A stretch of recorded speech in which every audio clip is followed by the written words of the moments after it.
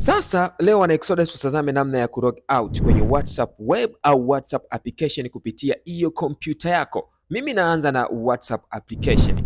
Ukiwa unatumia WhatsApp kwenye kompyuta yako kupitia application unataka kulog out, usiteseke. Nenda kwenye ile profile yako chini hapo kama unavyoona kwenye hiyo profile hapo. Select, baada ya hapo yatatokea hayo maandishi mekundu yameandikwa log out, select. Na ukisha select maana yake itakuuliza tu are you sure unahitaji kulog out pasipo kusita kwa sababu unahitaji kulog out. Click yes. Baada ya hapo automatically utakuwa umelog out. Hivyo next time utakapotaka kutumia WhatsApp application itabidi ulog in na ufuate zile njia ambazo nimekuelekeza kwenye video mbili zilizopita.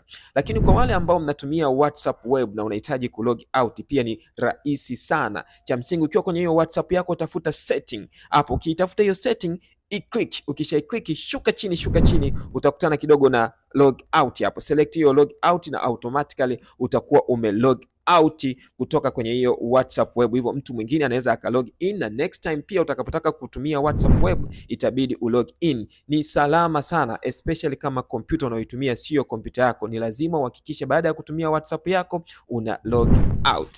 Hizo ni tips ambazo leo nimekuletea kupitia Exodus Computers. Endelea kutufollow TikTok pamoja na Instagram kama Exodus Computers.